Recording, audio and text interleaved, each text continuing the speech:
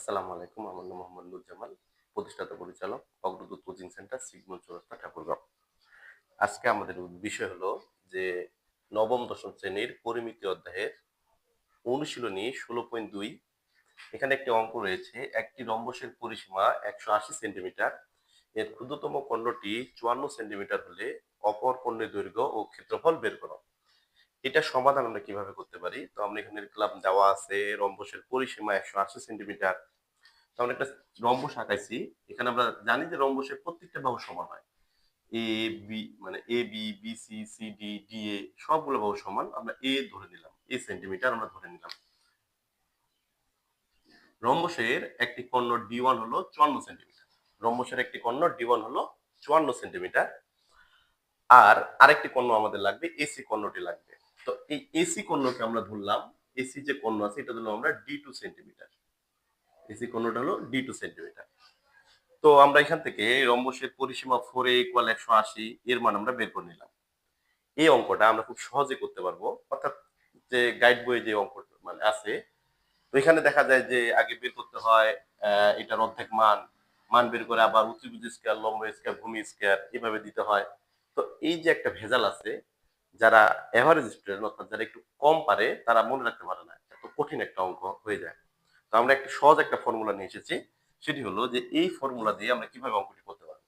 সূত্র হলো যে আমাদের যে আমরা যে নতুন যে সূত্রটি অর্থাৎ নতুন যে সূত্র তৈরি করেছি সেই সূত্রটা হলো a স্কয়ার অর্থাৎ বাহু স্কয়ার ইকুয়াল অর্ধ কর্ণ স্কয়ার প্লাস আবার অর্ধ কর্ণ স্কয়ার অর্থাৎ ক্ষুদ্রতম কর্ণ স্কয়ার প্লাস বৃহত্তম কর্ণ স্কয়ার। এটা অবশ্যই অর্ধ কর্ণ হতে হবে।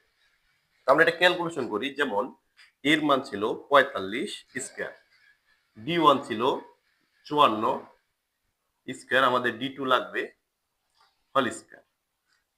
তো যদি আমরা ৪৫ উপর স্কয়ার করি তাহলে আমাদের যে মান আসে সেটা আমরা একটু বের করে দেখি যে কি আসে। ৪৫ গুণন ৪৫ তাহলে হচ্ছে ২০২৫।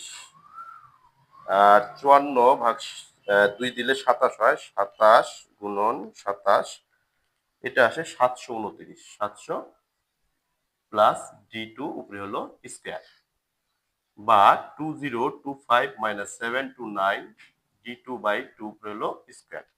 তাহলে আমরা যদি এখন লিখি 2025 মাইনাস 729 2025 মাইনাস 729 তাহলে আসে ১২৯৬।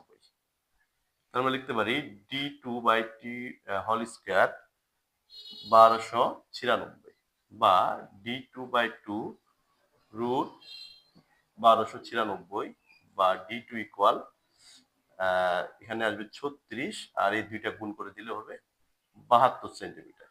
৭২ সেন্টিমিটার। তখন ক্ষেত্রফল তো আমরা জানি যে রম্বসের ক্ষেত্রফল হলো রম্বসের ক্ষেত্রফল half into D1 into D2। এটা ক্যালকুলেশন করলে আমরা একটা উত্তর পাবো ৫৪ ইন্টু ৭২।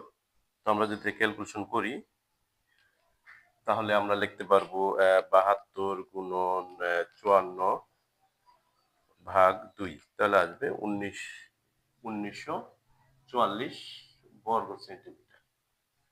এখন কথা হলো যে আমরা এই নিয়মটা কেন করব? এই নিয়মটা করার উদ্দেশ্য হলো যে আমরা যদি এই নিয়মে অঙ্কটা করি তাহলে আমাদের একটা মানে সহজ যেই পদ্ধতিটা পাবো যে একটি সূত্র দিয়ে আমরা পুরো অঙ্কটা করতে পারলাম। যেখানে আমাদের বেশ কয়েকটা সূত্র দিয়ে অঙ্কটা করতে হয়। মানে আমাদের একটা সহজ ফর্মুলা, এটা দিয়ে সহজে আমরা এই অঙ্কটি করতে পারবো।